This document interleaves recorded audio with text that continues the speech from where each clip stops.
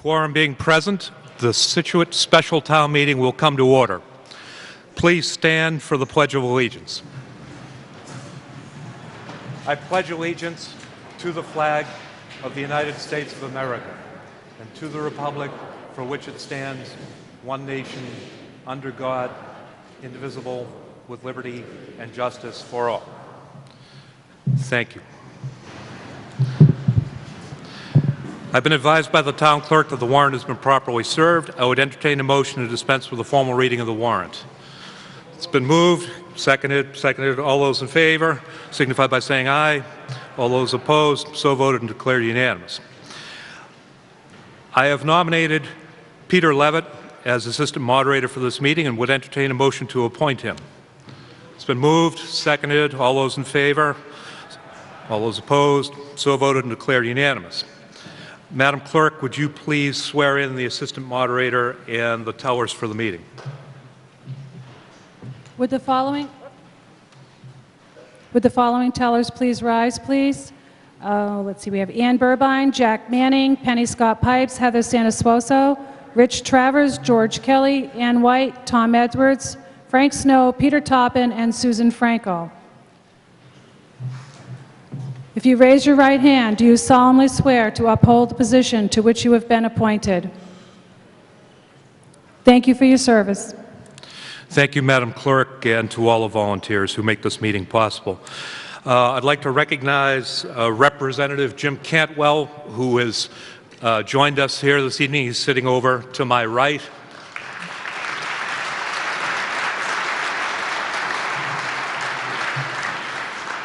Jim is going to leave in a little while because he has a town meeting to go to in Marshfield, but let the record reflect he came to Scituate town meeting before he went to Marshfield. Hope that didn't cost you any votes over there. I'd ask the chairman or chairwoman of the advisory committee to introduce the advisory committee members. Thank you, Mr. Moderator.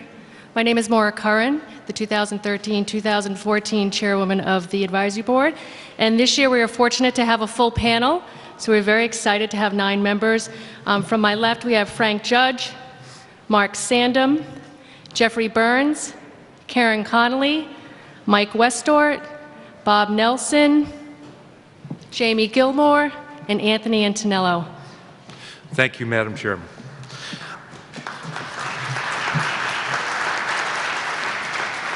I'd now ask the Chairman of the Board of Selectmen to introduce the board members and the Town Administrator. Good evening. My name is Sean Harris. I'm the Chairman of the Board of Selectmen. I'd like to start by introducing our Town Administrator, Patricia Vincasi, Anthony Vignani, Rick Murray, Marty O'Toole, and John Danahy. Sitting next to John is our Town Council, Jim Toomey.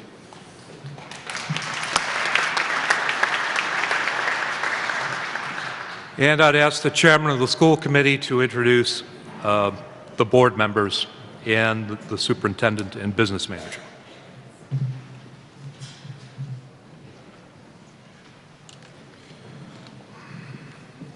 Good evening. My name is Richard Hebert. I'm the chairman of the school committee.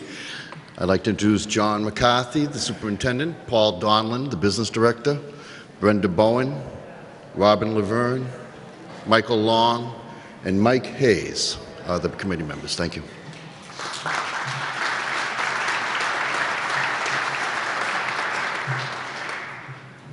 I'd like to ask for a moment of silence in remembrance for a town official who passed on within the last month. Jane Wilder, many of you knew her from her time on the Board of Registrars and on other boards, so if we could just have a moment of silence in her honor.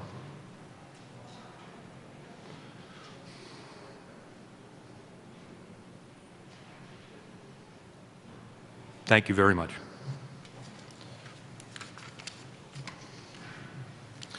My name is Richard Bowen, and I am the town moderator. The moderator chairs the meeting and decides questions of order. I don't vote on articles. Please let me take a couple of minutes to tell you how our meeting works. The town of Scituate has 2 branches of government. The executive branch, represented here today by the selectmen and the school committee, and the legislative branch. Town meeting is the legislative branch of town government, and each of you is a citizen legislator here tonight. The executive branch boards, whose members are our guests here tonight, have made requests to you asking for your approval of their requests. These requests take the form of articles, the articles that you find in the warrant. The purpose of this meeting is to allow you, the citizen legislators, to review these executive branch requests. You are within your rights as citizen legislators to question the executive branch and then to act upon the requests as you see fit. This is your meeting, not a selectmen's meeting or a school committee meeting. You each have a very important friend in your very important work. The advisory committee is your board. The advisory committee is town meeting's standing committee and meets all year round to examine executive branch budgets. The advisory committee works very hard serving as your watchdog, and it will make recommendations to you about each of the executive branch requests that you will be reviewing in the form of warrant articles. You should pay close attention to its reports, as the members have worked very hard to bring them forward to you.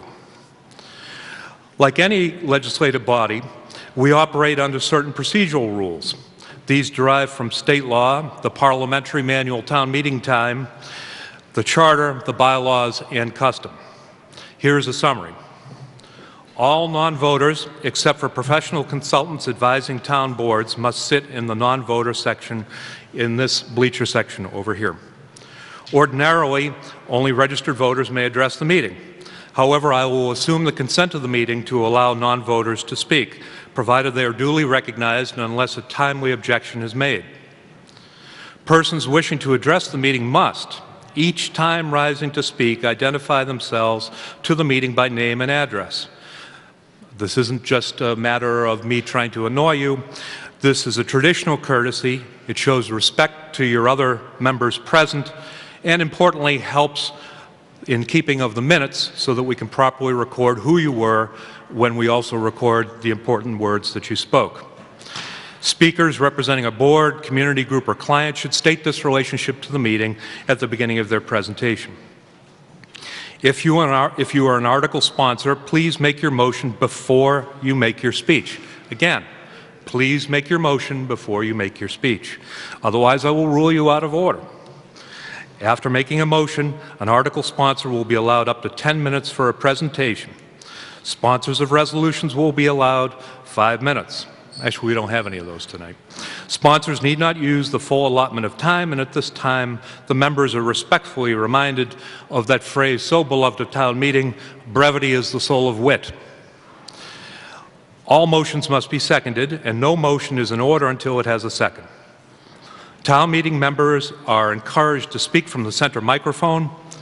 I will attempt to recognize members in the order that they arrive at any microphone, but it's much easier to keep track of the proper order when people speak from the center. Only after recognized by the moderator may a member address the meeting. Shouting out from the floor or speaking without recognition shows disrespect to your fellow town meeting members and will not be allowed. This is not one of those imaginary town hall meetings that they put on CNN and the Fox channel. So, speakers from the floor, I think I already said that. No, speakers from the floor are allowed 5 minutes on the first round of discussion of an article and 3 minutes on the second round. A speaker from the floor who wishes to address the meeting for a second time on an article must wait until all persons who have not yet spoken have had their turn. That's in the bylaws. Speakers, please confine your remarks to the motion that is on the floor. Please address only matters of general interest. Do not indulge in personal discussion, heckling, or in any way attack the motives of a meeting member. You may ask questions of any town official through the moderator. Be advised that a town official may choose not to respond or may respond in a manner that you find unsatisfactory. Neither the moderator nor the meeting has the power to compel an answer, in which case your sole recourse is to draw your own conclusions from the quality of the response and to vote accordingly. Should you tire of debate, you may suffer in silence or you may offer the motion, I move the question. Please remember this important procedural point. You may not make a motion to move the question after you have made a speech. Please just make the motion and save your speech for a beloved one at home. A point of order. relates only to questions of procedure and is not a mechanism for reviving an article or prolonging debate. There are no points of information.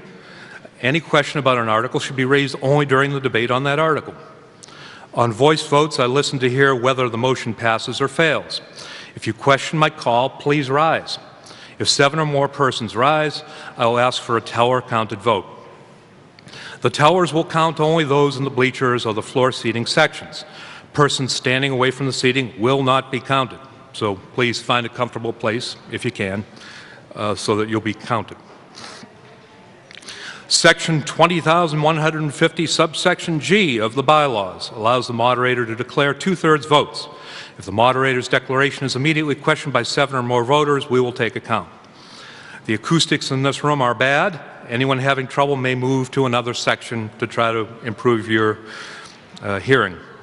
Please stifle, no, I shouldn't say stifle, it sounds like Archie Bunker. Please silence your cell phones. A wireless microphone is available to those who wish it. Kindly raise your hand and the runner will bring it to you. When I recognize you after you have the mic, you may speak. We have no honorary resolutions. We have an article for reports. I think we're ready.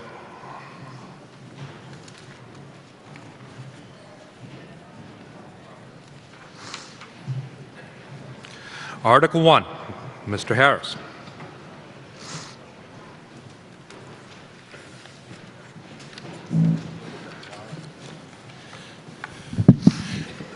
With your permission, before I start, could I just recognize a couple of department heads, with your permission?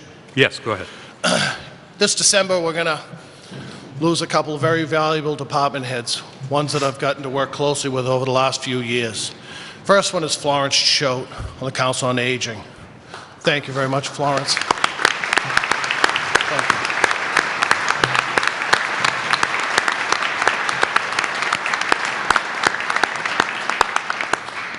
Secondly, from our DPW, our Director, Al Bangert. Thank you, Al. Thank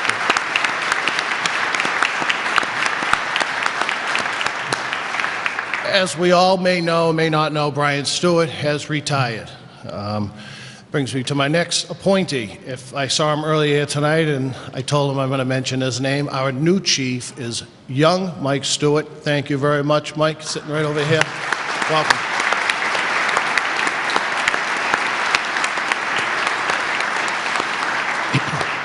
And those of you who probably thought I forgot someone when I was introducing the people sitting to my right, I purposely did not mention Nancy Holt, our new town accountant.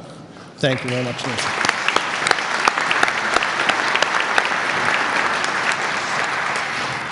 Thank you very much. We'll accept a motion to hear the reports. Okay. I move that the town hear any reports from the town officials or committees. It's been moved and seconded. All those in favor signify by saying aye. All those opposed, so voted and declared unanimous. Chairman Harris, the floor is yours. First, I'd like to thank everyone for attending tonight. I know there's a lot of things going on, and this is sometimes the last thing you want to do. Thank you very much for taking the time to be here tonight. The purpose of this article is to inform town meeting members of the current town efforts around the public facilities and an overall report of the estate of the town. I'd like to touch on a few, and I won't be very long at all. First is Gates School. Okay, last November, special town meeting approved $750,000 for a feasibility study.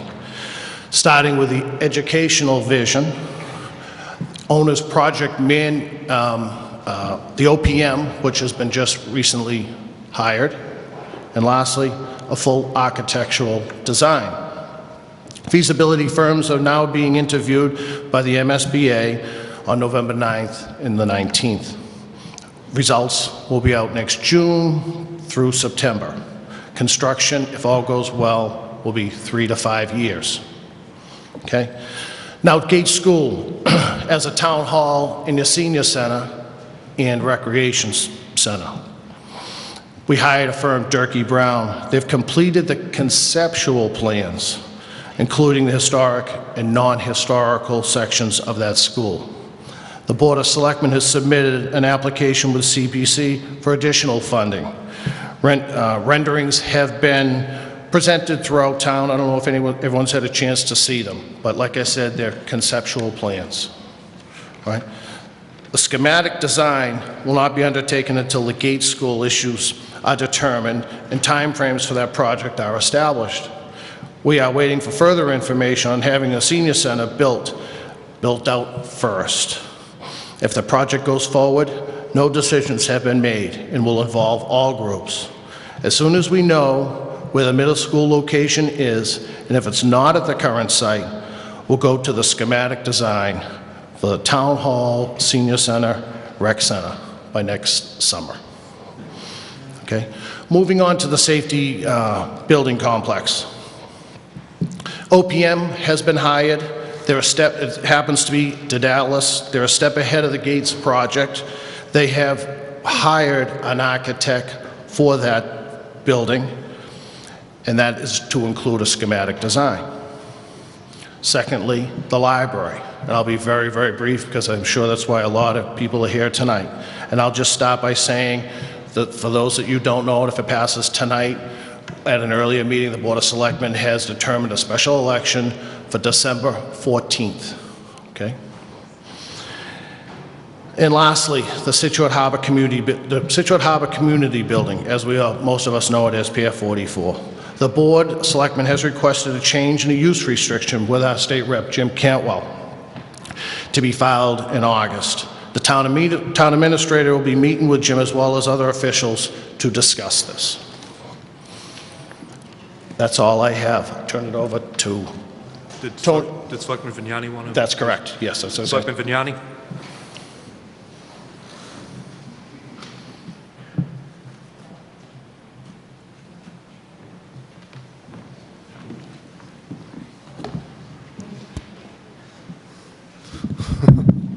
Thank you.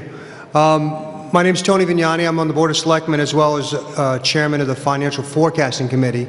And I just want to take a couple of minutes and give you, just a quick synopsis of the financial condition of the town and some of the indicators that we look at. I'm happy to say that our town is in pretty good financial condition right now, thanks to the good work of our town administrator, Patricia Venkasey, and the other boards in town. We're doing a very good job. Some of the things that we look at are our free cash. Our free cash balance is about $2.9 million, although there's about $1.2 million that we're going to talk about tonight, moving or spending. Another indicator that we look at is our bond rating. Our bond rating is currently a AA+, which is very, very good and is a very good indicator of our financial condition and allows us to borrow money at an extremely low rate. Some of the concerns that we have, state aid that we get every year, although it's been stable for the last couple of years, that's always a little bit of a wild card. Our pension expense is going to be going up about $250,000 next year, and then it's going to increase 8% on top of that for the outgoing years. That's a big concern of ours. Our levy goes up about $1.2 million a year, and $200,000 or $300,000 of that is a big part of it, considering the majority of that goes to payroll increases. And then the other red flag that we have out there is our depreciation expense and the capital plan. We currently have $70 million of capital plan requests that the capital planning committee, I see some members here that go through every year, and we only fill about $2 or $3 million of that every year. So you can see that list really doesn't get taken care of very quickly. And that list is not items that I'm going to talk about in a second regarding our master plan. Those are smaller items, not necessarily smaller, but those are fire trucks and computers and rugs and security systems and trucks and furniture. $70 million worth of that our departments are looking for that we have difficult time funding. Quickly transition to the master plan. Several years ago, the board decided that we're going to look at some big picture issues, of which there's about 6 or 7 on our plate right now, and put it before the town and let them decide what they want and what they don't want. And that is starting tonight. There's a couple of them that we're discussing tonight, starting with the library project, which Sean mentioned. That's going to be coming before you. And, I love the library, I use the library, I'm voting yes for the library, but as the board, it's our responsibility to tell all of you what's going to be happening over the next 3 to 5 years so that you can make informed decisions as you have to start to make decisions on questions that are coming before you. So On my way here, I wrote down on the back of an envelope a couple of quick numbers that I want to run by you, and then I'll wrap this up. And these are the 6 or 7 things that we've deemed as our high priority items right now. And I'll start with the library. And these are just numbers that it's going to cost the average taxpayer per year for 20 years. And the average taxpayer is someone whose house is assessed at $476,000. And like I said, it's going to be for 20 years. So the library, if we vote yes for the library, it's going to cost you $46 a year for 20 years. There's another item that we're talking tonight about. It's brown water. And we've got a project in place to replace the water lines in town. And that potentially could cost $22 million. And what the board has decided to do, instead of funding that through an override, we've decided to have it be funded through the water rate increase. And everyone's water rate could go up about $200 a year because of that. And there's a lot, I mean, there's 20 miles worth of water pipe that have to be replaced in town. That's the most conservative view if we have to replace all of them, but it could be that amount. After that, in the next coming years, we're going to be talking about a new middle school, which is desperately needed, and that will cost the average taxpayer about $260 a year. On top of that, Sean mentioned gates, renovating gates and using that beautiful building for school administration, recreation, town hall, council on aging, all these different things. And that will cost about $130 a year for 20 years. And then on top of that, we've talked about creating a new public safety building in North Scituate. And that expenditure there would cost about $65 a year for 20 years. So the only other item that's really there that I really can't put a good number on is our foreshore protection and replacing our seawalls. We have about 9 miles worth of land that we protect. And our DPW director has a report that says it will cost about $52 million to fix all of that. I can't even tell you what that would cost a year. It depends on how big of a bite you want to take out, but it's expensive. So the goal of the board tonight, as I've kind of rattled these things off, is to make sure that you're informed of all the things that are going to occur over the next 5 years, so that as these decisions start to come before you, you're informed. And that's what I've tried to do here. And they're all very good projects. They're all needed. But again, you just have the numbers before you make decisions. So thank you very much.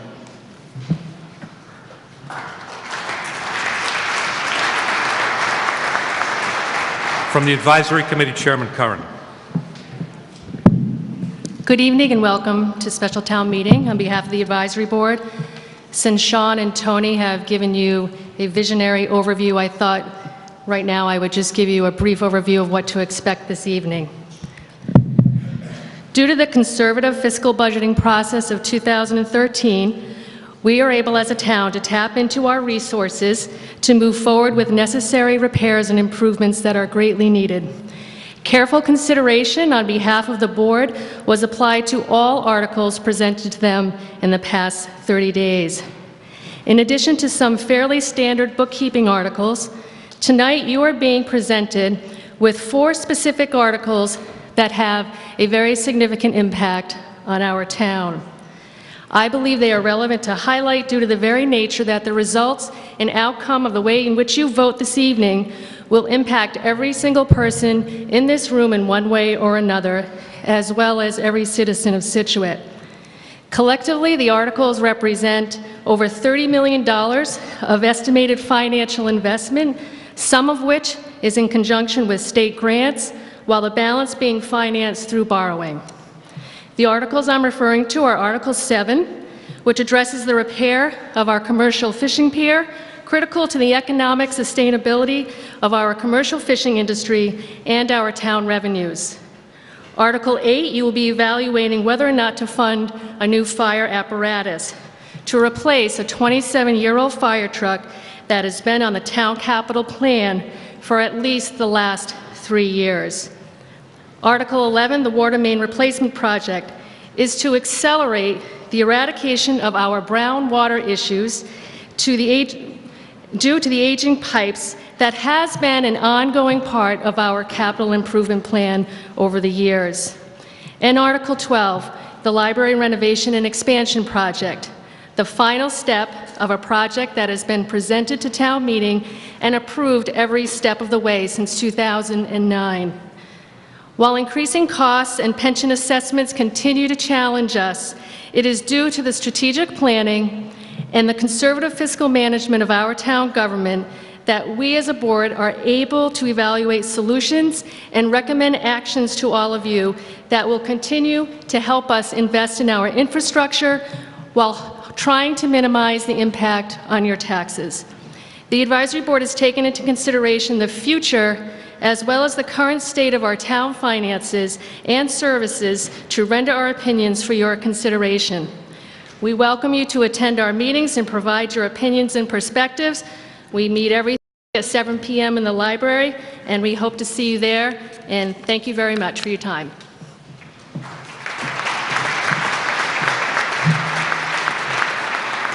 Thank you, Chairman Curran. And I'd just ask the meeting to signify its appreciation for the work of the advisory committee. They do a lot for you.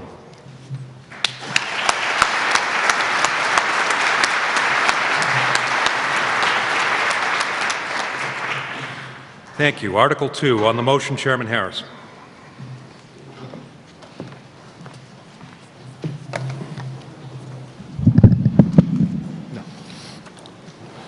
I move the town transfer the sum of $2,143.20 for the purpose of paying fiscal year 2013 unpaid bills. Thank you. As most of you are aware, this is almost like a housekeeping article. This happens every year. I'm sorry?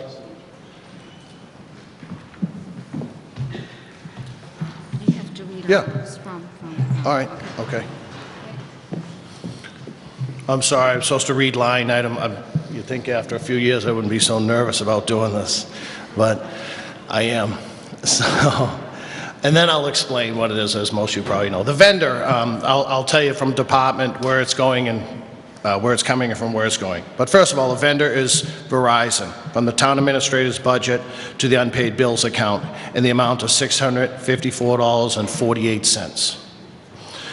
The next vendor column is Hingham Lumber for highway supplies, and going to account number 001.422.09999.5400, and that amount is $73.52.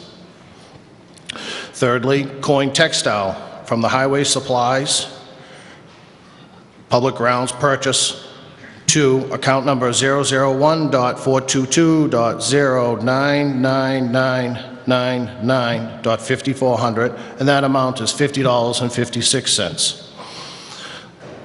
Kingstown Corporation from the Highway Department to account number 001.422, again, .09999.5400 for $564.64.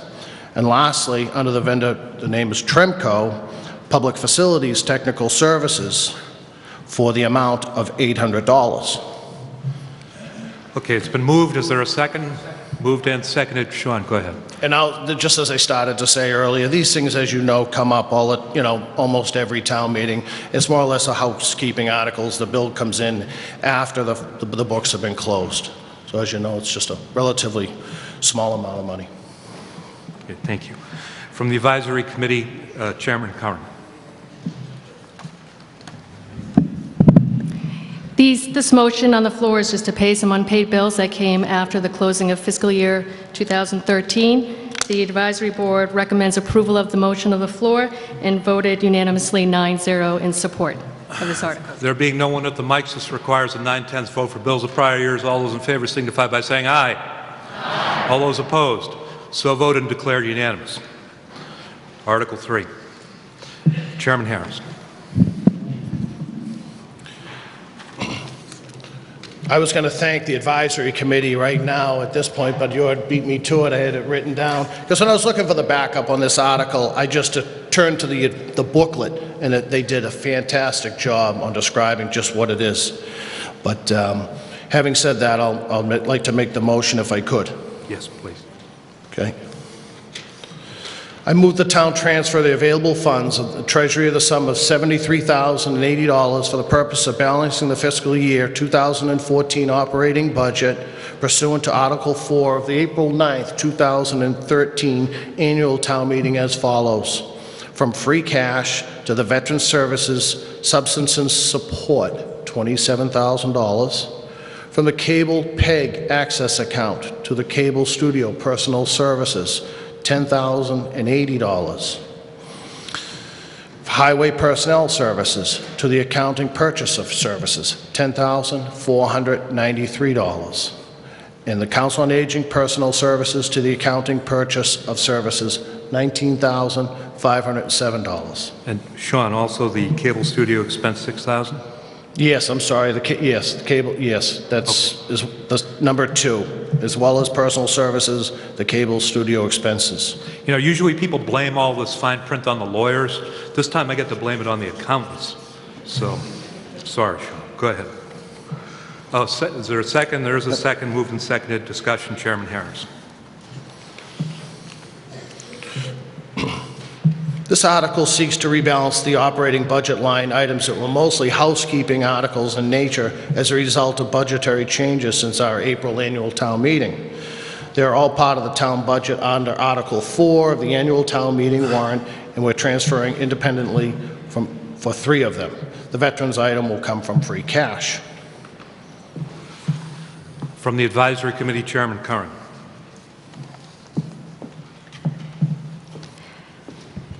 An additional note to make a point of is that the funds that are being transferred from the Council of Aging and the Highway Personnel Services are due to open positions.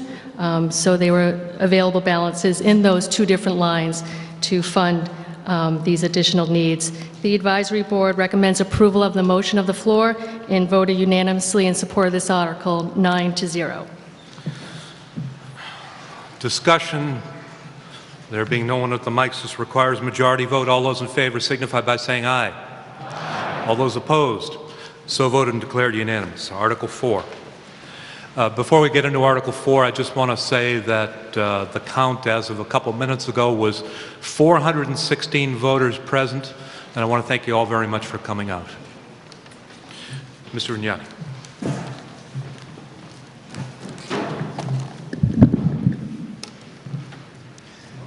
I move that the town transfer the sum of $955,500 from free cash into the stabilization fund to replace the amounts transferred to pay fiscal year bills 2013 associated with Hurricane Sandy, the November nor'easter, Storm Nemo, and Storm Saturn.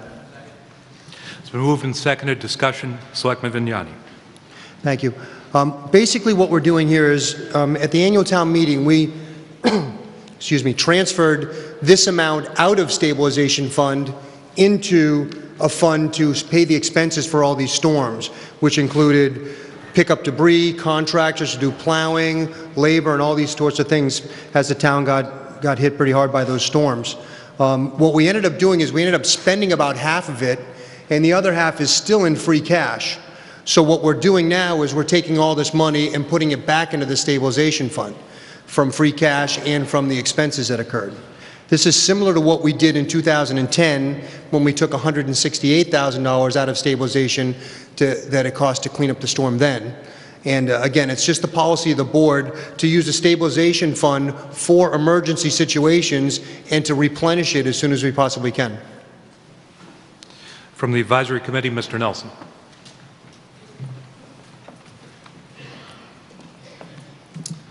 Thank you, Mr. Moderator.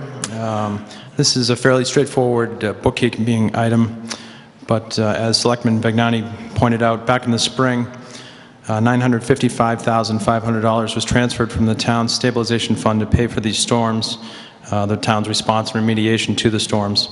Only a portion of that amount was ultimately spent. The total amount spent was approximately $539,000, leaving a surplus of $416,989. which needs to be transferred back into the town stabilization fund. In prior storms requiring similar transfer of town monies to cover unexpected costs, the town has later transferred back any unspent funds to stabilization, as well as the balance spent on storm response and remediation. Therefore, in addition to the recommended transfer of the $416,989 unspent balance back to stabilization, approval of this motion would also transfer an amount equal to the actual expenditure, $539,000, from free cash to stabilization in order to fully replenish the town's stabilization fund. The advisory committee voted unanimously, 9-0, in support of this article and recommends approval of the motion. Discussion. There being no one at the mics, approval of this motion requires a 2/3 vote. All those in favor signify by saying aye. Aye. All those opposed? So voted and declared unanimous. Article 5, Selectman Vignani. I move to indefinitely postpone Article number 5. It's been moved and seconded. Selectman Vignani. This article is just going to be put off to another time. We weren't quite ready to get this in place, so you'll probably see it at the annual town meeting. All right, we'll forego a report from the advisory committee. This just requires a majority vote to pass a motion to pass over. All those in favor signify by saying aye. Aye. All those opposed? So voted and declared unanimous. Article 6, Selectman Vignani.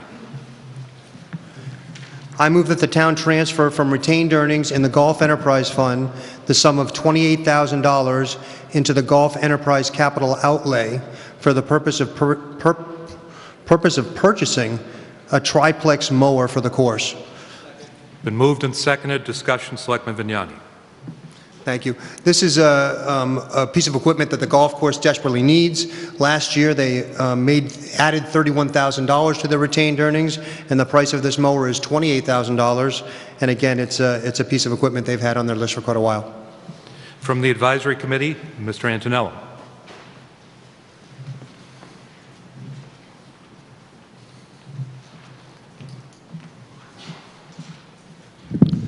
Thank you, Mr. Moderator. Under the current maintenance contract that we have at the golf course, we have a contract maintenance there. The town is responsible for procurement of necessary equipment for maintenance of the contract, and they're in very desperate need for a new mower, and so this money will, out of retained earnings, will buy that new mower for the golf course. Thank you. Discussion from the floor. There being none, this requires a majority vote. All those in favor signify by saying aye. Aye. All those opposed?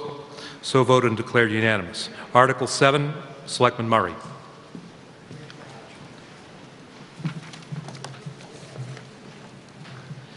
Mr. Moderator, I move that the town transfer from retained earnings in the Waterways Enterprise Fund the sum of $73,076 into the Waterways Enterprise Capital Outlay for the purpose of paying increased costs for rehabilitation of the town pier, contingent upon such funds being used as part of the town's share of a grant received from the Commonwealth of Massachusetts Seaport Advisory Council.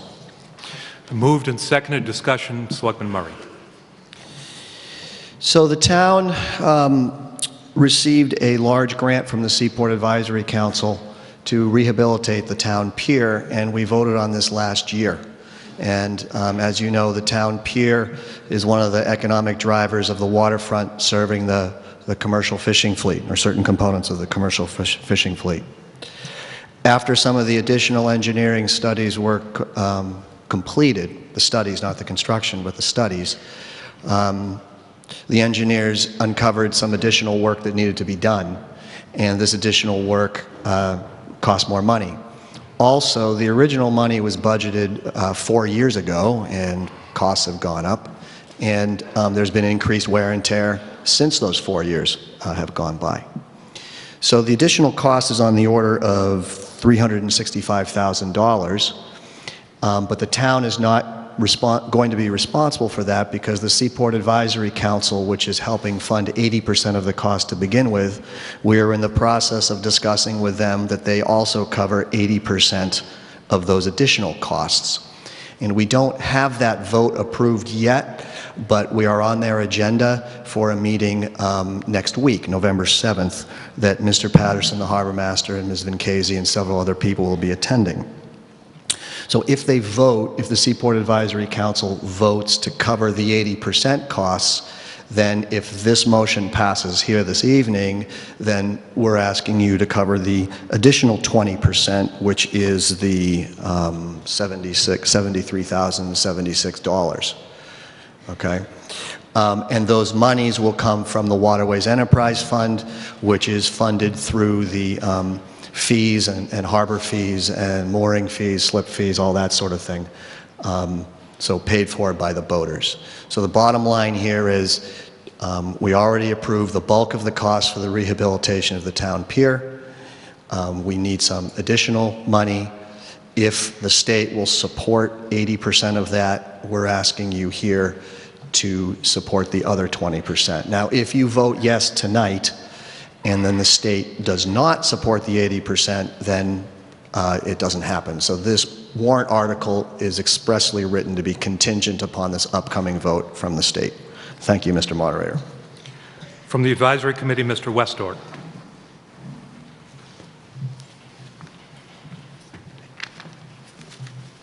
Thank you, Mr. Moderator. Because he did such a great job, I guess I won't read you my 3 pages because he explained it perfectly. The only thing I would like to add is the Waterways retained earnings has in it about $830,000. So it's not really going to cost you much, but all the retained earnings from fees and everything from the waterway. The advisory board voted to approve this article 7-0. Thanks. Discussion. There being no one at the mics, approval of this motion requires a majority vote. All those in favor signify by saying aye. Aye. All those opposed, so voted and declared unanimous. Article 8, Selectman Murray. Thank you, Mr. Moderator. Article 8. Mr. Moderator, I move that the town transfer from free cash the sum of $200,000 and transfer from the Capital Stabilization Fund the sum of $375,000 and authorize the treasurer, with the approval of the selectmen, to borrow the sum of $400,000 in accordance with Massachusetts General Laws, Chapter 44, or any other enabling authority for the purpose of fully funding the acquisition of fire apparatus for the Scituate Fire Department. Been moved and seconded. Discussion, Selectman Murray. Thank you. So at the April 2013 annual meeting, which wasn't that long ago, we already voted $375,000 appropriated to the Capitalization Stabilization Fund to acquire a replacement vehicle for what we lay people would call a ladder truck. And so that's big red truck with a ladder across the top. The current one is 27 years old. And this is a very expensive piece of equipment. Anybody who's bought a new car recently knows how expensive a car can get. And these vehicles for the fire apparatus are expensive indeed, roughly $900,000 or $1 million. So that's why we asked you to spread out the funding from last meeting and up to this meeting. And so this would fully fund it. There's a committee put together to assess which type of truck and its capabilities and all that sort of thing. The committee is supported by Fire Chief Judge and consists of Deputy Chief John Murphy, myself, Captain Brian McGowan, Mechanic Eric Norland, Jamie Gilmore from Capital Planning.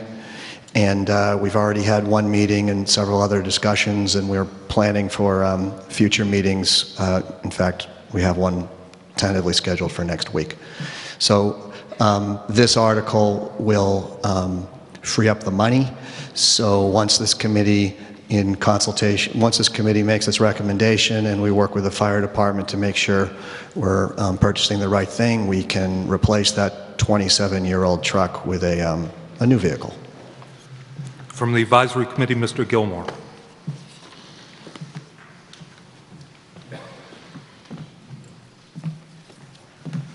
Thank you, Mr. Moderator. Good evening. Selectman Murray has pretty well explained everything we have tonight. We're not actually selecting a piece of apparatus yet, but we do believe because it takes between 6 months and 8 months to a year to get this product delivered, that we need to put the funds in place to move forward. The advisory committee recommends the approval of this and voted unanimously 9-0. Discussion. There being no one up? George, you're getting quick. George. Gentleman at the center mic. George Kelly, 450 Country Way, the town of Scituate. Sir. The federal government is clearing out tremendous amounts of equipment from Iran, Iraq, and Afghanistan, God knows where else. There could be a possibility that we could get a piece of equipment even better than what you're looking for if somebody looked into that possibility. So although I would vote for the money to be set aside, I'd like them to spend at least 30 days making sure that something isn't sitting at some dock, Army base, Navy base, whatever, and use their intellect to get a piece of equipment almost immediately. Thank you. Anyone else from the floor? There being no further speakers, borrowing requires a 2/3 vote for adoption. All those in favor signify by saying aye. Aye. All those opposed? So voted and declared a 2/3 vote. Approved. Article 9. Mr. Dennehy. Good evening, ladies and gentlemen. Thank you for coming. Mr. Moderator, I move to take no action on this article and indefinitely postpone. It's been moved, seconded, discussion. Mr. Dennehy. We're looking at this article, and we thought maybe it would be better handled at the annual. It's dealing with retirement benefits. It's an issue that Selectman Vignani had briefly referenced, and as a board we thought it best be taken care of at the annual, addressing it fully. Advisory all set, Mr. Sand? Okay. Discussion? No, Nancy's not speaking. There being none, approval of this motion requires a majority vote. All those in favor signify by saying aye. All those opposed? So voted and declared unanimous. Article 10, Selectman Dennehy. Thank you, Mr. Moderator. I move the town rescind the balance of the loans authorized and unissued pursuant to the following articles and town meeting approvals as follows. First item is the Musquashcut Sewer Project. The original amount was $6,400,000. It was at an annual or special town meeting of April 13th. Actually, that was an annual, April 13th, 2009. It was Article 4C. The balance that has not been used pursuant to this article is $400,000. The second is the Wampatuck School repair. The original amount was $2,330,000. It too was at a actually special town meeting. Actually, I think that was an annual, actually, in May, the 17th, 2010, Article 2. The balance that was unused was $775,518. Moved, seconded, discussion, Selectman Dennehy. Sure. As you can probably tell from looking at the advisory book, these were monies that were authorized and appropriated. But because of the good job of getting it done, we saved money. But they're on the books. As we proceed forward with any type of bonding with companies or with projects, companies look at this and say to themselves, well, they still have authorizations out there on these projects. So by removing them and rescinding them, then we look better long-term for future bonding on other projects. So it's a kind of a housekeeping issue. I kind of liken it to like credit cards. If you have a lot of credit cards and then you say, geez, I think I want to go get a mortgage, they might say, you got too many credit cards, get rid of them. And that's kind of what this is like. We're trying to reduce the credit that's been lent to us by reducing it and getting rid of what's out there. From the Advisory Committee, Mr. Judge. Thank you, Mr. Moderator. Mr. Dennehy mentioned this purpose of this article was to remove $1,125,518 from previously authorized but unused debt from our books. The Advisory Committee recommends unanimous approval of this motion. Gentleman at the center mic. Yes, I'm Phil McCabe from 5 Doctors Hill Drive. Go ahead, I've sir. been a resident of Scituate for about 12 years. And my question about this whole proposal, when these monies were approved, wasn't that part of our tax rate? Someone answer that, or? To answer the question, the town administrator, Ms. Vinchese. That's an excellent question. Your tax bill is determined every year by the assessors, and only the actual amount incurred is actually levied on your tax bill. So if we approve something for $1 million and we only actually end up spending $700,000, then in your tax bill, that is only prorated to the $700,000. It's an actual amount. And did I say that right, Steve Jarzembowski? And he's nodding his head. He's head of assessing. So we only actually bill actual cost. It's not based on the full amount. Thank you. Any further discussion? There being none, approval of this motion requires a majority vote. All those in favor signify by saying aye. Aye. All those opposed? So voted and declared unanimous. Article 11, Selectman O'Toole.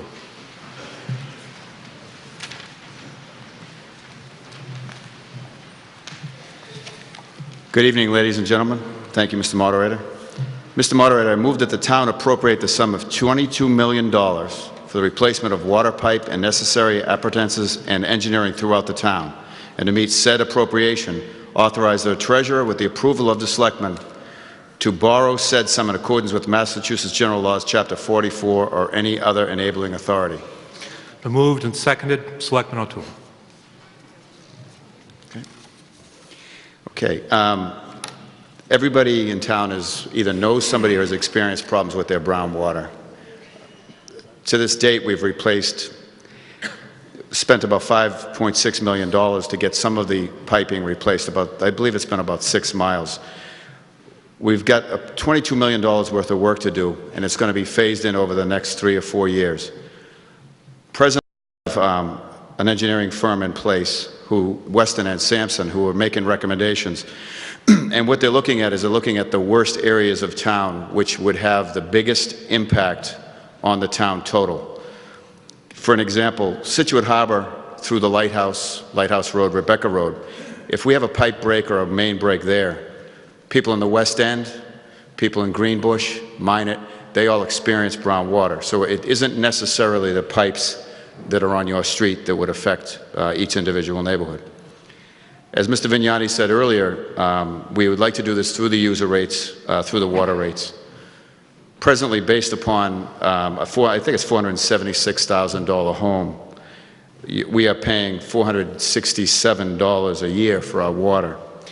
What would happen with the rates is, over a period of between 3 and 4 years, as the project would take, it would phase in at approximately $50 per year, so that coming to a total of about $200 extra additionally on your water rate. And as the years go by, that obviously that water, the rate, it would drop again. Let me see, what else was I going to say? In retrospect, if anybody knows any people in the town of Cohasset, as presently, they do have a major problem with their pipes as well. And they're, not to say that we should be spending the money they're spending, but their water rates on average are over $1,500 a year. And that's about all I have. From the Advisory Committee, Chairman Curran. Thank you, Mr. Moderator. As I had mentioned earlier, this is one of the larger decisions that you'll make this evening. But I want to clarify a few points to make sure that you're clear. We're not asking you to borrow $22 million tonight. We're asking you to authorize a sum up to that amount to provide the DPW and our treasurer and our town administrator the flexibility to respond to an engineering report that is due back in our hands in January 2014 to lay a plan in a phased approach to replace these aging water pipes.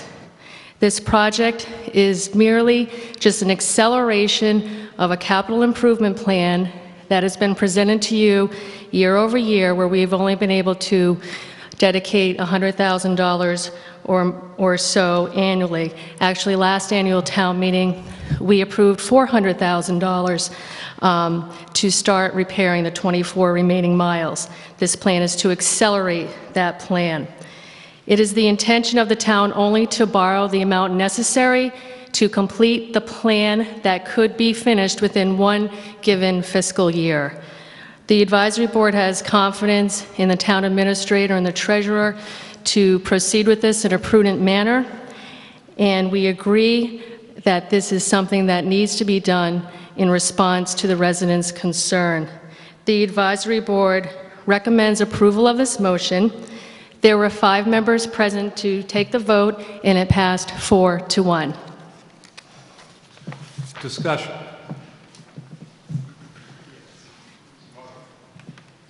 Gentleman at the center mic. George Kelly, 450 Country Way. Mr. Kelly. A point of information for the voters. Water will reflect, they're saying, so many X dollars on a value of a house between $400,000 and $500,000. The library, which has not been covered yet, will suggest a value increase from taking the value of the homes and saying their average is $400 and some odd dollars.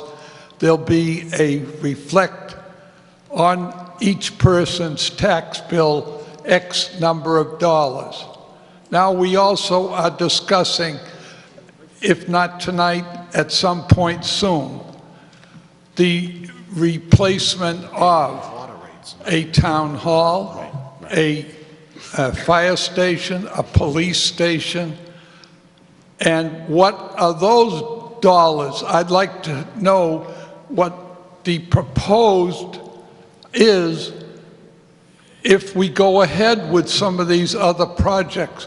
If we're only talking about 1 or 2 tonight, but we are faced with next year or regular town meeting, I'd like an answer to that before we ask for votes from people that are, you know, many people are still out of work. Thank you. Mr. Kelly, I can answer to the water rates. Basically what we're saying is that it's going to be done through the user rates, not through a tax. So it's going to reflect on the amount of water used. And what we're looking at average for the first year would be approximately $50. And then the second year would be an additional $50 onwards up to approximately $200 at the end of the project. Thank you. Certainly. And nobody's willing to go a little bit further and say what this library cost is going to be? These are the voters here. I think they deserve to have the information needed to make a proper vote at some point. Thank you. To answer the question, Selectman Vignani.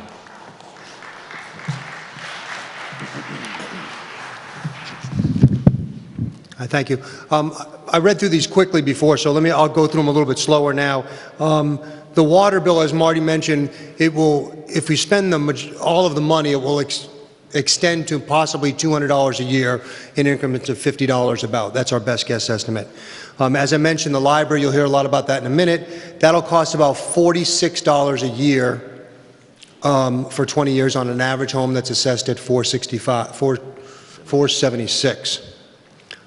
The school project that we talked about, I estimated, again, these are my estimations, so don't hold it to, accuracy of probably 5 or 10%. Is going to be about $260 a year for 20 years. The Gates School renovation would be about $130 a year for 20 years. And then the public safety complex would be about $65 a year. I added all those up when I sat down over there. It's about $700 a year if you do all of them. And I did not include the seawall repairs, which are, as I said, there were 9 miles of seawalls that would cost about $50 million to repair all of them. Obviously, you can't repair all of them at once. It'd be another incremented program like the water. Gentleman to my left. Yes, my name's Anthony Antonello, and I'm a member of the advisory board, and I was the one no vote on this project. So if I may, I'd like to explain why I voted no. Please. Although I do recognize the need for this project, in fact, when I was a DPW director, we started a capital improvement plan for replacing, cleaning and lining, or replacing water mains. Why I voted no is because of the format of the presentation of this project this evening. This project is a capital improvement project, and it should be presented to the town in accordance with the charter, section 6-6, capital improvements. A capital improvement plan is just that. It presents projects that meet the criteria for capital improvement spread over a period of time. They are admitting tonight that this project is going to be spread over several years. So the project should be presented every town meeting, annual town meeting, and it should at that time explain what areas you're going to spend, you want to spend this money on, and ask for a certain amount of money. That's the way the charter says it's supposed to be done, and that's the reason that I voted no for this. It has to be presented as a capital improvement project in the capital improvement plan as the charter specifies. Thank you. Mr. Antonello, I'm going to defer that to town council. Mr. Toomey? Mr. O'Toole, with all due respect, I direct the speaking order. Okay. It's my first meeting, so. I know. That's why I didn't have the gavel in my hand when I said it. It's okay. If council would like to address the question, he's welcome. Thank you. And he'll be cursing me later, I'm sure.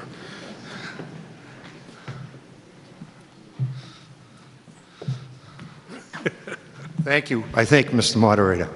James Toomey, Town Council. My pleasure.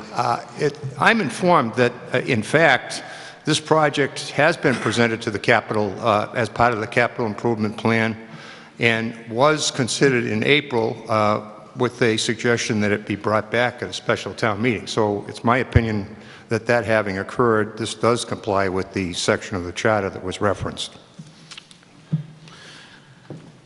Gentleman at the center mic. Phil McCabe, 5 Doctors Hill Drive. I'm confused, and I think other people in the hall are confused. We're voting on something that we don't have a handle on. Is it $22 million we're voting for, or is it we're going to see later? And before I can vote yes on this type of article, I want to know what we're talking about, how much we're talking about. I kind of agree with the gentleman just spoke from the advisory committee that voted no, that it should be a capital improvement. Now, I was corrected by the town attorney about that, but I'm still not sure how much we're going to spend on this article, and if a whole bunch of it's going to be more or a whole bunch of it's going to be less. I think we ought to have more facts before we can vote on this article. Lady at the center microphone. Nancy Murray Young, 161 Captain Pierce Road. I'm not confused, but I would just like a clarification. The way I see it, we're saying, here's your ceiling. You can look at a project that might essentially be $22 million. It may not. But the thing that I think some people may not still understand is that the $50 a year in a 4-year increment is an average based on each individual household's water use. Is that true, or is it a tax amount? Okay, so it's different from saying your taxes are going to be $50 more per year. If you use lots and lots of water, it'll be more. If you don't use lots of water, it'll be less. It's not the same thing as an item that's going to add a specific amount of money to your taxes. Is that correct? That is correct. Thank you. Gentleman to my right. Good evening. My name is John Clarkson. I'm a relative newcomer here to Scituate. I've been living here 35 years. I live at 66 Kane Drive, and for the past 4 years I've served on your Water Resources Committee. For the past 2 years I've served as the chairman of your Water Resources Committee. The relative merits of the article before you, I'm not going to try to convince you of. You have to make that decision in your own mind. There is a severe need. You've seen the sample pipes out. The selectmen have been at the meeting when many of you have shown up upset and angry at the brown water situation. Many people are affected by it, as the moderator and the selectmen have said. A clean, clear, safe water supply is very critical to our well-being and why we live in a community such as Scituate and how we bring economic development to the town.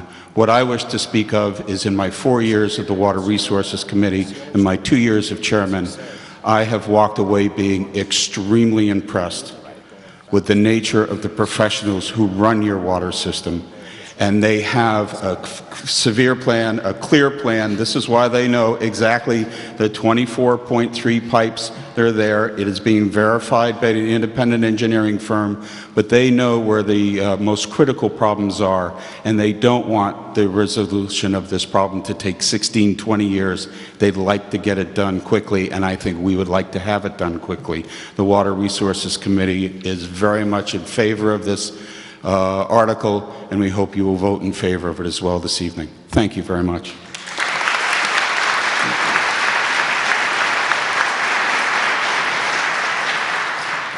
Gentleman to my left. My name is Atai Halevi. I live at 65 First Parish Road, down Scituate. I'm concerned about profligate spending by the town. There are certain projects coming down the pike that I'm not a big fan of. I'm concerned about what it's going to cost us. However, this is a project that, despite the huge amount that we're talking about, I think actually makes sense to pay for. Right now, we're talking about $50 a year. While the water is brown, how many shirts have we had to throw out? How many water filters do we have to toss out? How many bottles of those little plastic Poland Spring things do we have to drive out and pick up and bring home? Simply in being able to drink the water that comes out of the tap, we will be able to save that money over and over and over again. Now, over 2,000 years ago, the Romans figured out how to deliver clean water. Okay? 21st century, the greatest country on earth, and we still can't get it right? No, we can get it right if we're willing to put the money where it makes sense into these pipes instead of spending it on these water filters and bottled water. It seems to make sense to me. Thank you.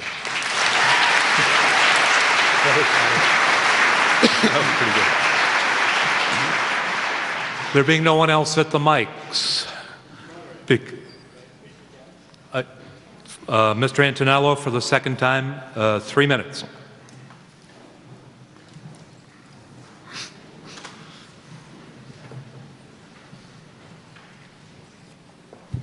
As I said earlier, I agree with the need for the project. My question is, someone should read Section 6.6 of the Charter. This project is a capital improvement project. It specifies exactly what you want to do, but it says you will present it each year in this format, where town meeting will look at that and vote each year the area that you want to do and what the cost is. The write-up specifically says that's what you're going to do. So present it in that format. Have your study. Let your study tell you what areas and what the cost is. And you come to the annual town meeting every year and ask the voters to vote on that section at that cost. That's all I'm saying. It says that in your charter. That charter is our Constitution, and that's the way it's supposed to be done. And I think that's our job sitting down front to make sure that we comply with the charter. Thank you.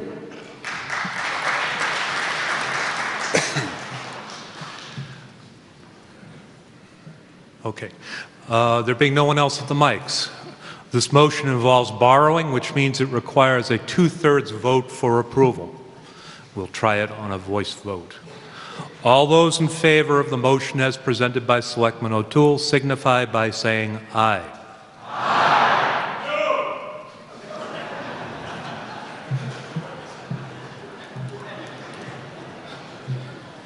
All right.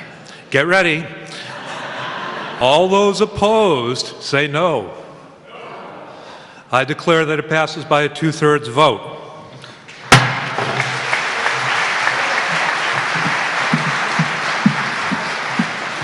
Any 7 persons who wish to challenge my determination may rise and do so now.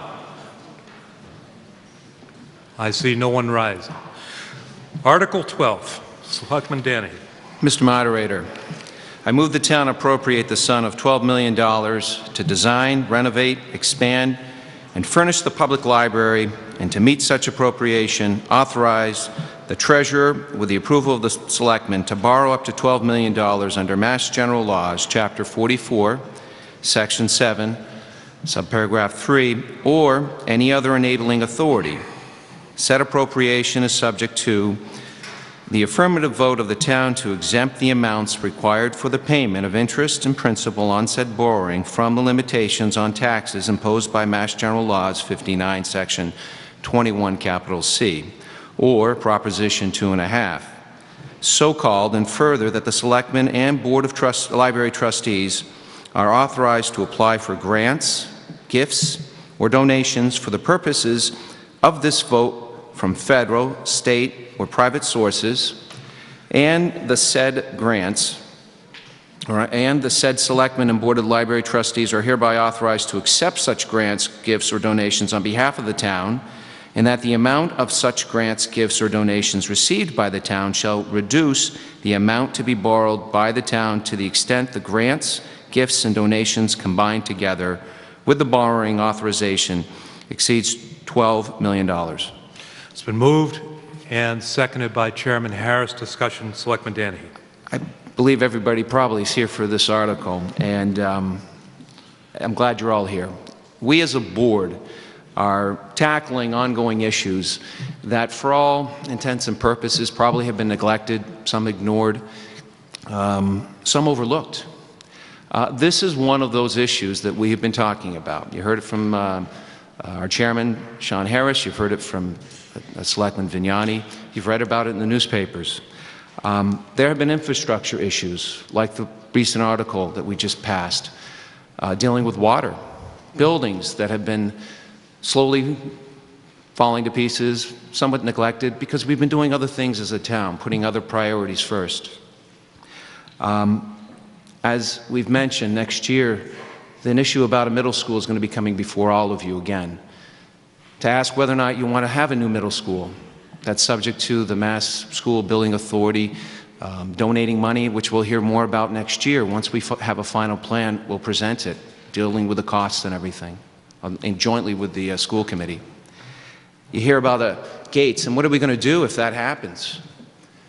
Gates is going to be left vacant, presumably, so the concept is, why don't we do something with it, turn it into a town hall? We're talking about a public safety building, putting our fire and police department once under one roof, presumably somewhere that's going to be more convenient, like 3A or the Purple Dinosaur, so that we can gain better access to Minot, to Egypt, to the West End, to Sand Hills, solving a problem that's been an ongoing issue for multiple years. Sewer expansion is another issue that you're going to hear, phasing in different things. But we're here tonight for the library, and it boils down to priorities. All these issues that we've been trying to talk to you about, that we're bringing before you for authorization, for your vote, for determination, we're asking you to prioritize these things because they're important to your community, they're important to your town, they're important to your lifestyle. Least we forget, we're going to continue to have ongoing issues, issues relating to roads, sidewalks, seawalls, cleanups. We're going to have issues relating to salaries, continuing to pay our employees. These are things that are constantly going on, that have continued to go on and will go on. We have issues dealing with retirement funds. But tonight is the first one that we're going to be addressing as far as the board is concerned with respect to priorities. We're asking for your vote. It's a two-stage process. Tonight we're asking for authorization. If it passes here on Saturday, December 14th, it's up to the town to appropriate that money. So I look at this as an opportunity for everyone here, including the people who aren't, to see or look into their town and see what they expect, the perception of what they want to have, their desire. In addition, it also is a reflection from the outside of what people think of us. And the library is a very critical component to your community. It has been, and it will continue to be.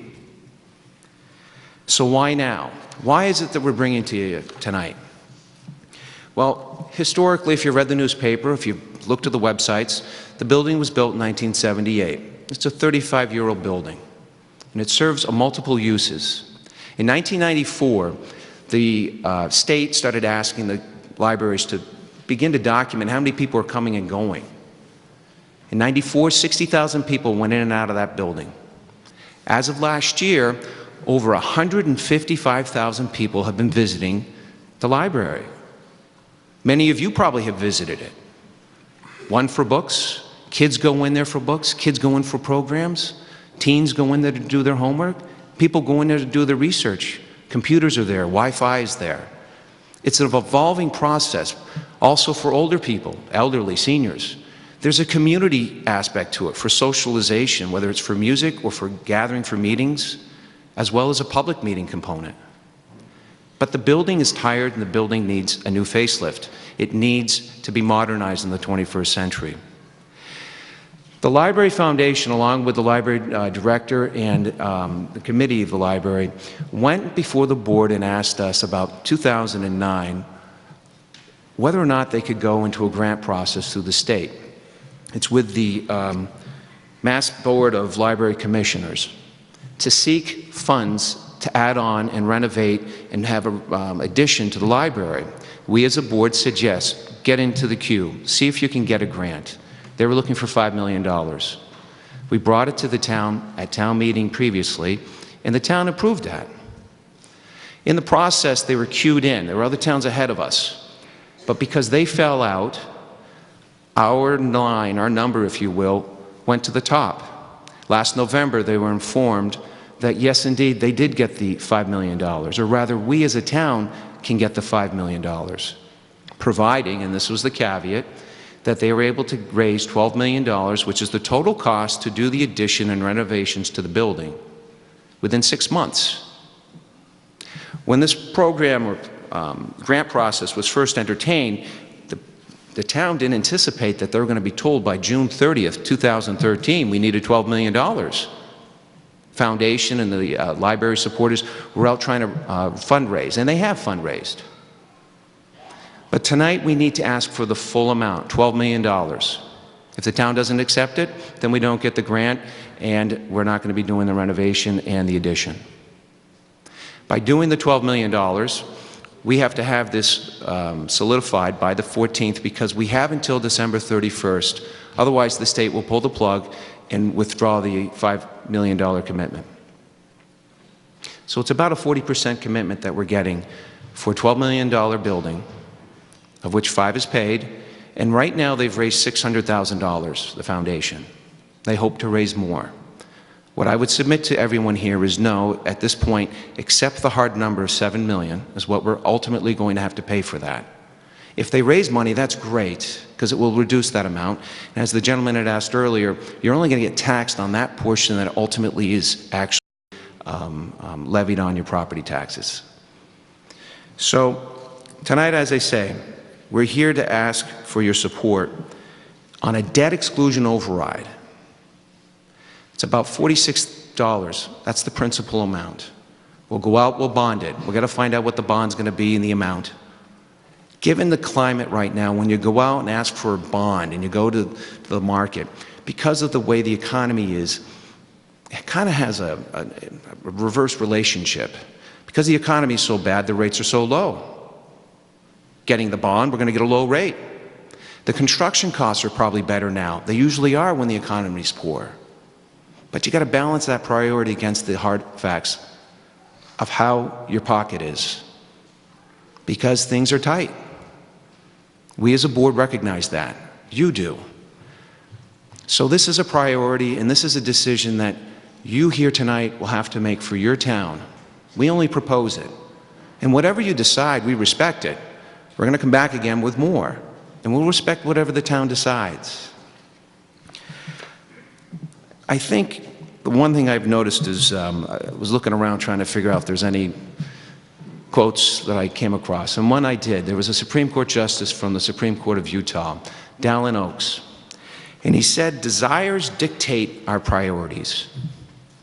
Priorities shape our choices, and choices determines our actions."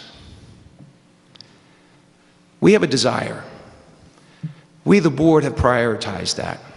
You folks are going to make that determination and determine the action.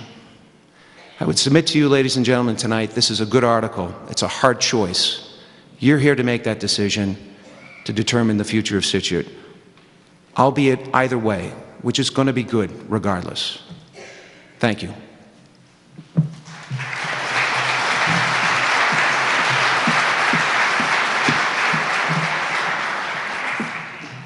From the Advisory Committee, Karen Connolly.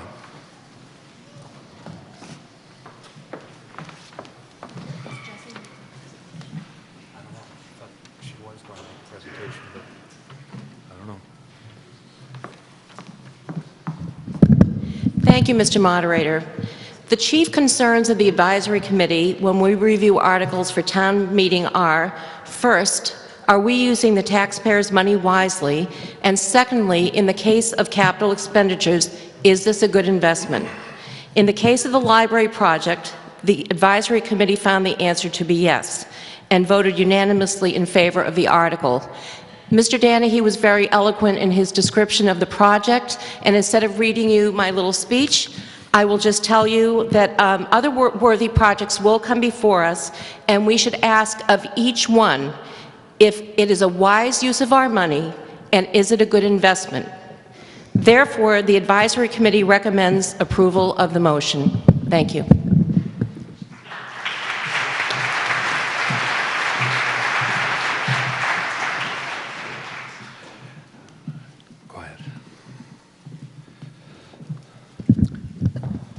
Thank you, Mr. Moderator.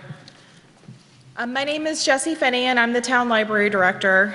Thank you so much for coming tonight to hear about the project. As some people have already said, the library has been awarded a $5 million provisional grant from the Massachusetts Board of Library Commissioners to complete the $12 million renovation and expansion program. The town needs to provide the additional $7 million in order to receive that grant funding. A decision must be made by December 31st in order to secure the funding. And if the project is not supported both tonight and at a ballot vote on December 14th, the $5 million grant will be returned to the state and go to another town. This project will provide an additional 9,000 square feet of space, but since it covers a renovation of both levels of the existing library, including or underutilized space, it will provide nearly 40% more space than in the existing library.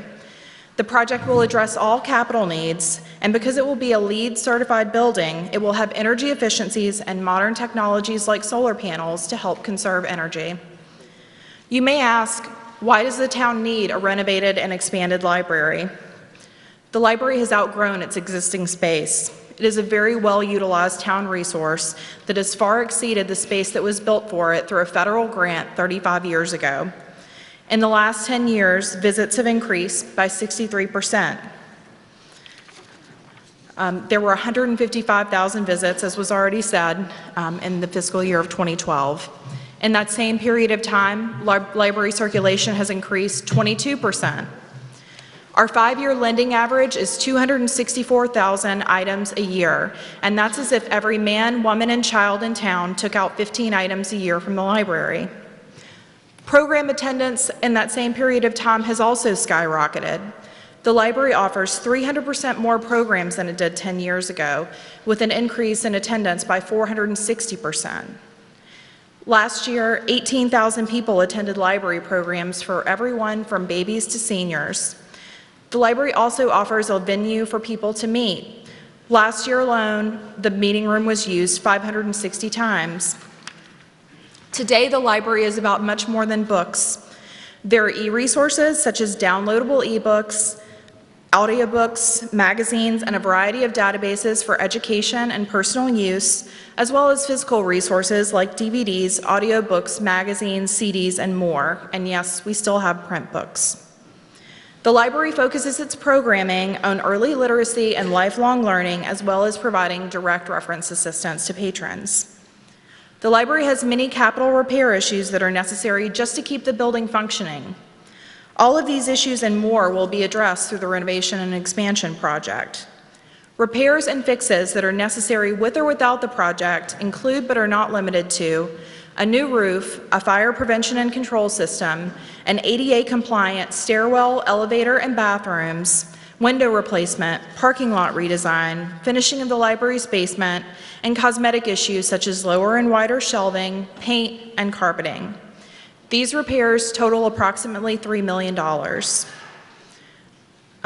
As was mentioned earlier, the renovation expansion project was begun nearly 10 years ago, and it started with a community needs survey and working with the Massachusetts Board of Library Commissioners to identify key building issues. From 2007 to 2011, at town meetings just like this one, the town took 4 separate affirmative votes regarding the library project, from approval to accept the grant funding to acceptance of the schematic design. This includes allocation of funds for an existing conditions report and a schematic design. You may be wondering, what are the benefits to the town for the library expansion and renovation project? As I mentioned, all current capital needs will be addressed, providing Scituate with a state-of-the-art, fully ADA compliant, larger space that will function well into the 21st century. 3 quiet study rooms will be available for adults and school kids. There will be a separate children's program room that will double as a homework study area. Teens will have their own space. There will be distinct areas for special collections such as resources for seniors and resources for job seekers. 3 meeting spaces will be available to accommodate both small and large groups ranging from 20 to 120 people. State-of-the-art audiovisual equipment and a small kitchenette will be available in the largest meeting room. All of these spaces will be open to town departments and local nonprofits free of charge. So what will the cost be to your family? I know we've discussed this a little already, but the renovation expansion project is $12 million total. $5 million of that will be covered through a state grant. The town must cover the additional $7 million through a 20-year debt exclusion override in order to move forward with the project. The Scituate Library Foundation has raised and will continue to raise money to offset the town's portion. The current total raised is close to $650,000 with an ultimate goal of $2 million. The cost per household for the average home in Scituate, which is currently valued at $476,000, is $46 per year, or in other words, $3.83 a month. Tonight, the town will decide whether or not to place the debt exclusion override on the ballot. There must be a 2/3 majority vote tonight and a majority vote at the ballot in order to secure the state funding and to move forward with the project. If the project does not move forward, all library capital needs... Excuse me, Jesse. I know as an individual speaker, you've now exceeded the 5 minutes. And the selectman as the proponent took 10 minutes. Do you require more time? And I know you have a panel of speakers here. About a minute and a half each. How much total do you think you need? I have a whole sentence left. All right. So 1 minute, 3 minutes.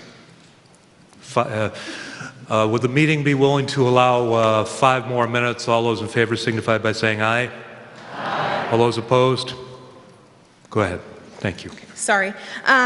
So all library capital needs must be addressed if the project does not move forward, some of which are very urgent, and the library will continue to function in a space that it has outgrown. Thank you.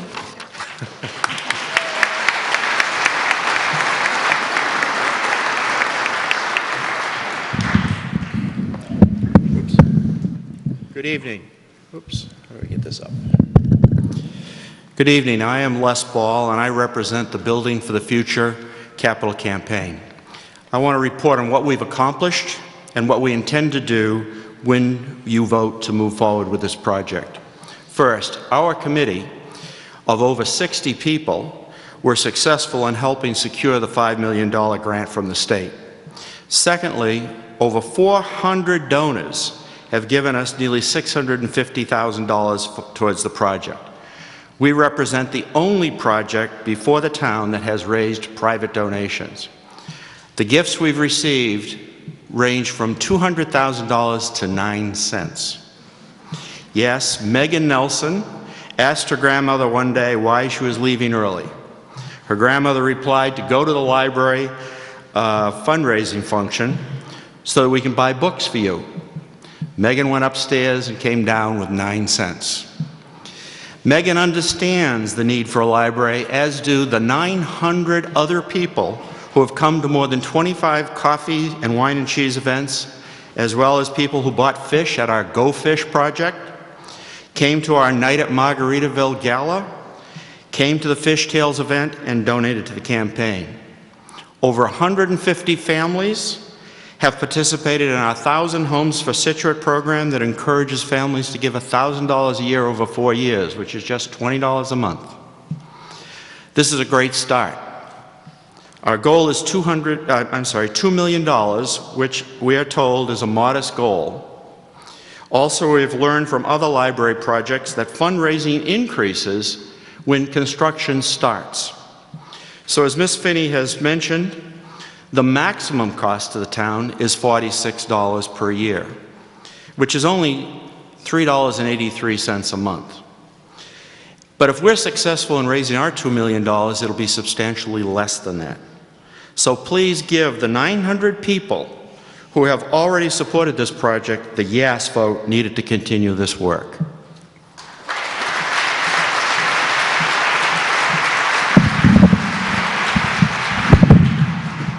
Can you even see me? My name is Karen Canfield. I'm a trustee in the library. The trustees unanimously support the renovation and expansion project.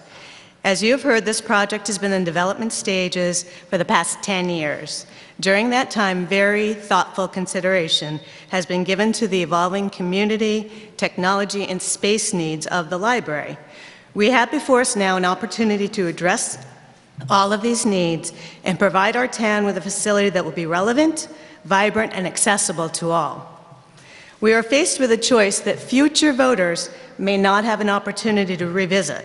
If we do not approve this article, we will forfeit a hard-won $5 million grant from the state. There's absolutely no guarantee that there will be another grant cycle offered, and even if they do, we'll effectively go to the back of the line. If we do not approve this article, we will be failing to address the clearly demonstrated demand for library services and the responsible upkeep of the building. As Director Finney pointed out, the circulation has jumped by 22% in the last 2 years. It's as if, as she said, it's as if everybody in this town went to the library and took out 15 things last year. And if you weren't there, then your neighbor was going and getting a lot more, so it's very used. Some people have questioned the need for technology, for libraries, given the rapid evolving technologies. The attendance and circulation numbers alone dispel these concerns. In addition, with the proposed renovation and expansion, our library will provide state-of-the-art access to these new technologies and a modern gathering space for everybody in the community. I strongly urge you to join us in supporting this project and placing this opportunity before the whole town. Thank you.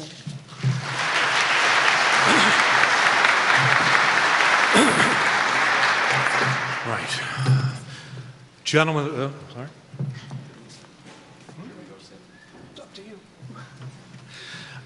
Gentleman at the center mic. Richard Stour, 40 Whittier Drive. Mr. Moderator, I speak this evening as a representative of the Friends of Scituate Seniors. There's been a lot of talk recently that the Friends of Scituate Seniors and supporters of a new senior center would vote against the library expansion because serious action on a senior center has once again been deferred.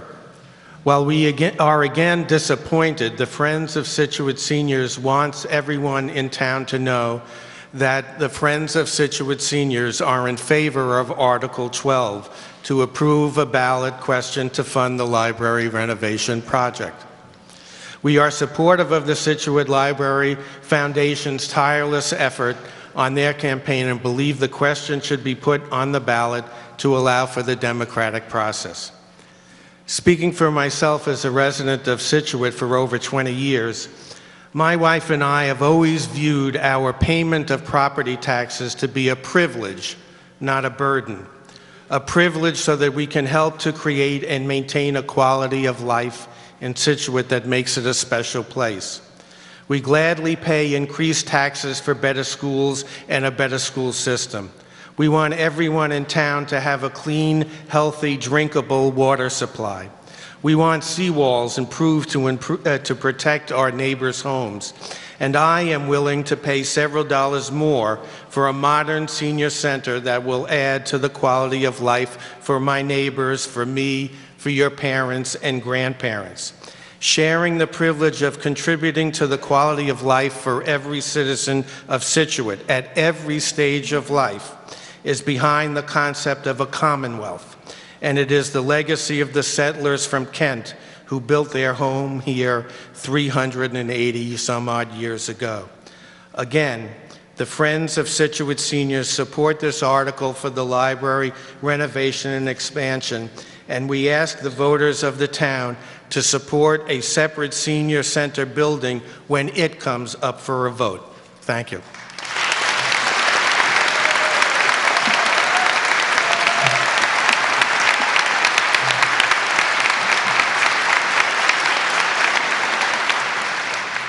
Lady at the center mic. Hi, thank you. Jen Morrison, 60 Mordecai Lincoln Road. I want to urge everyone here tonight to support the library. The library holds a very special place in my heart.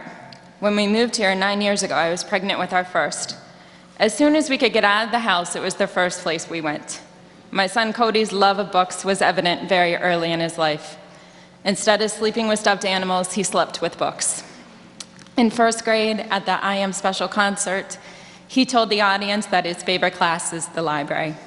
And just yesterday, he actually cried when I told him he had to do a chore before going to the library. Think about that. My bribe as a mom to my child is going to the library. But the library offers so much more than books. In addition to being a destination and a haven for young moms, hundreds of us have enjoyed programs like Lego clubs, Mama Stuff, and so much more. But I know that there are many folks in every generation that share my feelings about the library. It's the only place in town that everyone from 1 to 101 can go and enjoy something. We all benefit from a vibrant library. So as a mom and a member of our community, I want to support our library. But as someone with a background in finance, I want our town to vote yes now because it makes the most financial sense. $5 million means a lot to our town right now. The cost of the proposed override to the average taxpayers, we've all heard, is $46 a year for 20 years. Well, that seems to me to be a no-brainer that we would rather spend $3.83 a month to get a renovated, expanded, LEED-certified, ADA-compliant building than to spend close to that same amount and get nothing really for it except a repaired building. And then we have to return $5 million back to the state. $3, it's about the cost of a cup of coffee. So let's be smart about every financial decision we make as a town. Getting $5 million back from our tax dollars, back from the state to go into our town is smart. So please vote yes and do the smart thing.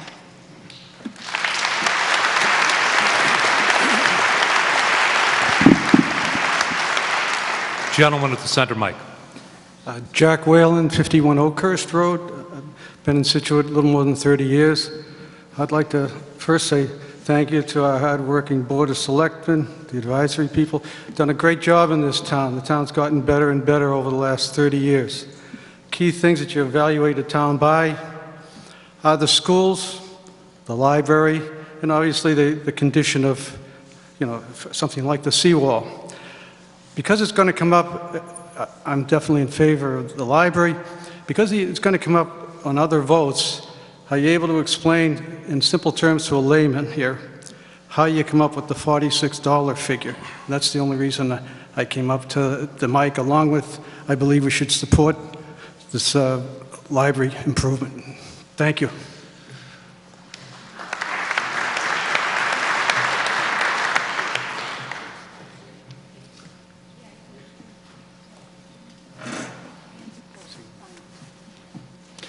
The Finance Director, Ms. Holt, to answer the question. I almost escaped it, but you had to bring me up just once this meeting. Well, break me in. It'll come up again, so that's why. The $46 was derived by dividing the amount of the $7 million over 20 years, divided that by the value of the town times the average assessed value of the house of $476,000. Sorry. I'll look into it. Thank you. I'll look into it more in detail myself, but I do think it's an important figure because it will be coming up again in different amounts. So. Come and visit me. I don't have many visitors. Thank you.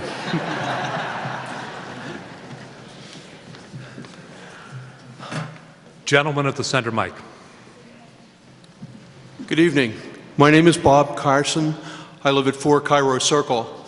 I definitely support the library expansion and wish to state that a no vote, and I understand that this is just an up or down vote on Article 12, a no vote represents a $5 million loss to the town. But I'm not here to restate the obvious. I am here to propose to the townspeople and to our elected and appointed officials that there is an alternative revenue stream that could be had by the town if we explored the opportunity of the revenue generated from the cell towers. I don't wish to talk apples and oranges, but the oranges side of my concern here is that the AT&T attorney has identified the fact that the overlay, the cell overlay in the town is out of date. I wish to propose a strategic study or committee that would take a look at this and come up with a strategic plan that would provide all of Scituate with cell tower service and not just one tower on Tilden Road. It's been speculated, not confirmed, but speculated that the AT&T is going to pay the resident on Tilden roughly in the neighborhood of $40,000 per year. That's from AT&T. It doesn't include any of the other major providers, cell phone providers. Once they load on the tower, all that revenue is going to go right to AT&T. So what I'm saying here is that will probably need more than one cell tower to satisfy the needs of Scituate, and the revenue from multiple towers as well as multiple vendors would more than cover the cost of whatever loan/bond the library might incur, as well as all the other major projects in Scituate. Unfortunately, the only response that I've received as a result of my inquiries has been a non-interest on the part of the town. So I raised this issue and hope that there would be some spirit and some interest in developing some sort of a program, a committee, to take a look at this non-tax revenue source so that it can satisfy the needs of not only the library, but every other article and need that the town has. I'll gladly accept a comment or just say thank you for the opportunity.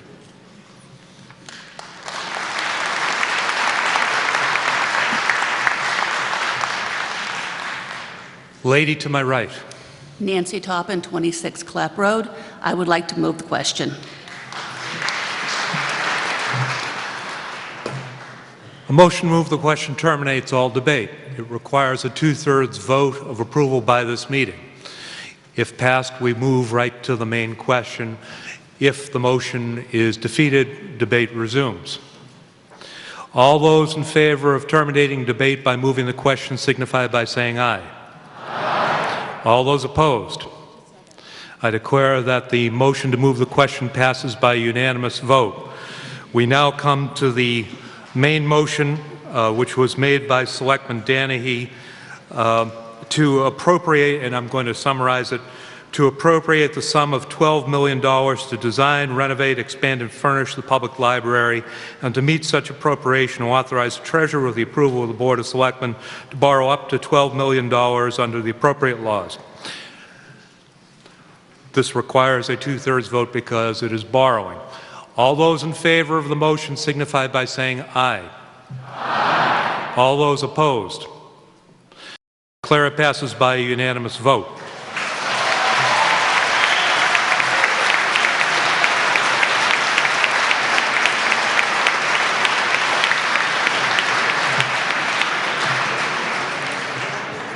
Article 13.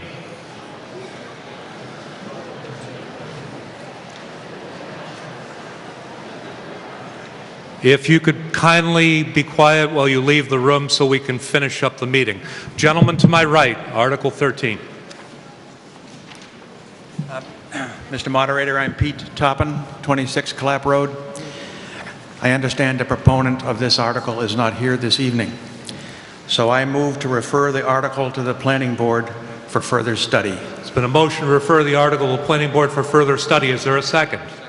It's been moved and seconded. There being no one at the mics and no discussion, this requires a majority vote. All those in favor signify by saying aye. Aye. All those opposed, so voted and declared unanimous. I'll accept a motion to adjourn the meeting. It's been moved, seconded. All those in favor signify by saying aye. Aye. All those opposed, good night.